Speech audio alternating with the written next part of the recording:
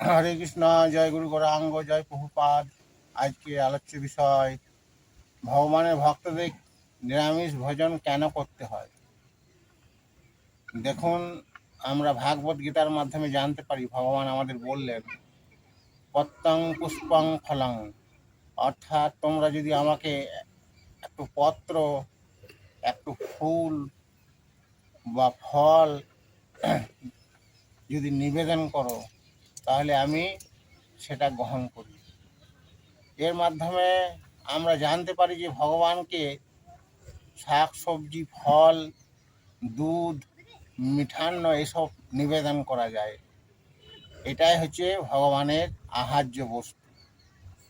ভগবানের যেহেতু আমরা সন্তান, ভগবান আমাদের পিতা, তাহলে আমাদের আহার্য বস্তুই শাক সবজি, অর্থাৎ আমরাও ভগবানের মতন শাকাহারী, অর্থাৎ নিরামিষ ভোজী। আমাদেরও নিরামিষ ভোজন করা উচিত, কেননা ভগবানের ভক্তরা প্রসাদ ভোজন করেন, ভগবানের প্রসাদ খায়। আর নিরামিষ ভোজী অটোমেটিকলি আমাদের করা উচিত। এতেই প্রমাণিত হয় ভগবানের এই উক্তি থেকেই। এবং এর বিজ্ঞান ভিত্তিক কজও রয়েছে, কারণও রয়েছে নিরামিষ ভোজন করা ভগবানের ভক্তদের। দেখুন, এই যে নিরামিষ আহার গ্রহণ করলে মানুষের মন শান্ত হয়। উদাহরণ হিসেবে বলা যায়, দেখুন একটা পশু যেমন গরু, গোমাতা, হরিণ এবং এত বড় চেহারা হস্তি, তারা তো তৃণ আহার গ্রহণ করে, ঘাস। তো তারা কত শান্ত শাকাহারী হওয়ার জন্য, তাদের তো উগ্রতা নেই, ক্রোধ নেই। কিন্তু একটা বাঘ এবং একটা সিংহ, তারা মাংসাহারী, তারা মাংস আহার করে। তো তারা তাদের মধ্যে কত ক্রোধ, কত হিংস্র তারা।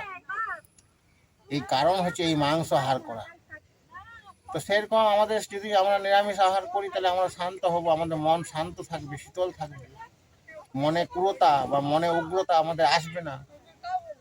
এটা আমাদের শাস্ত্রীয় দিক থেকে দেখতে গেলে এটা একটা একটা শাস্ত্রীয় নয়, বৈজ্ঞানিক ভিত্তিক একটা প্রমাণ। বৈজ্ঞানিক ভিত্তিক আরও প্রমাণ হচ্ছে যে আমরা যদি নিরামিষ আহার করি তাহলে নিরামিষ আহার আমাদের যে খাদ্যনালী, সেই খাদ্যনালীতে পাচন প্রক্রিয়াতে সহযোগিতা করে, আহার ভালো ভোজন হয় এবং হজম ভালো হয়।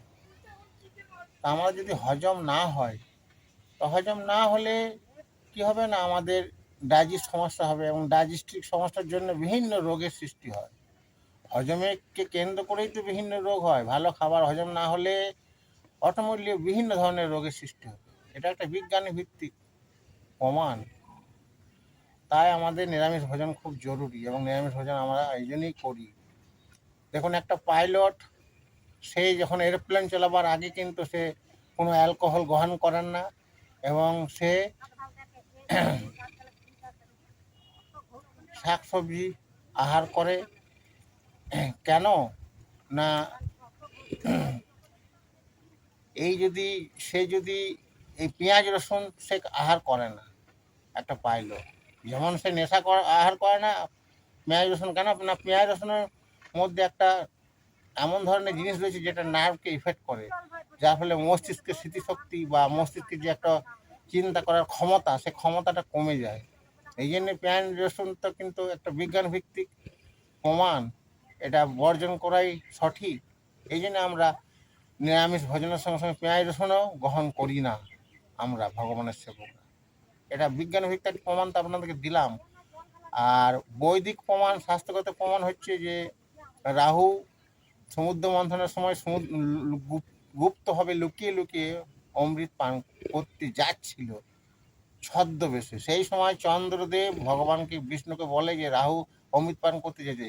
যেই রাহু অমৃত পান করবে, মুখের মধ্যে ঢুকবে অমৃত, সেই সময় ভগবান বিষ্ণু সুদর্শন চক্রের দ্বারা রাহুর গলাকে কেটে নেয় এবং সেই গলা কাটার ফলে তার যে রক্ত নিচে পড়ে, সেই রক্ত থেকেই পেঁয়াজের সৃষ্টি হয় বা রসুনের সৃষ্টি হয়। এই জন্য এটা আসরিক রক্ত থেকে এই পেঁয়াজ রসুনের সৃষ্টি। এই জন্য এটা কখনোই খাওয়া যায় না ভগবানের সেবকদের। এটা খেলে উগ্রতা, ক্রূরতা সৃষ্টি হয়, শরীরের মধ্যে ক্রোধের সৃষ্টি হয়।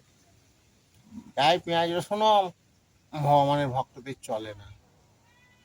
তাই সমস্ত শাস্ত্র এবং বৈদিক এবং বৈজ্ঞানিক প্রমাণ সহ আমি আপনাদের সামনে তুলে ধরলাম যে নিরামিষ আহার ভোজন কেন ভক্তদের করতে হয়। তাছাড়া অনেকেই এখন প্রশ্ন করতে পারে যে শাকসবজি আপনারা গ্রহণ করছেন নিরামিষ ভোজি, তো শাকসবজিকে হত্যা করলেও তো পাপ হবে, তাদেরও তো জীবনে, হ্যাঁ ঠিক কথা। কিন্তু আমরা ডাইরেক্টলি শাকসবজি কেটে রান্না করে ভোজন করি না, আমরা সেটা ভগবানকে নিবেদন করি। তো ভগবানকে নিবেদন করার ফলে ভগবান তো গীতায় বলেছে যে আমি তোমাদের সমস্ত পাপ থেকে উদ্ধার করব। তো ভগবান যেই সেটা গ্রহণ করবে সেই সমস্ত পাপ উনি নিয়ে নেবেন, যার ফলে এটা মহাপ্রসাদে পরিণত হবে। আর মহাপ্রসাদ গ্রহণ করলে, ভগবানের উচ্ছিষ্ট হচ্ছে মহাপ্রসাদ, সেটা গ্রহণ করলে কখনোই কোনো আর অপরাধ হবে না, কোনো পাপ হবে না। তাই সমস্ত দিক থেকে আলোচনার মাধ্যমে আমি আপনাদের সহজভাবে বোঝাবার চেষ্টা করলাম যে ভগবত ভক্তদের কখনোই আমিষ আহার গ্রহণ করা যায় না।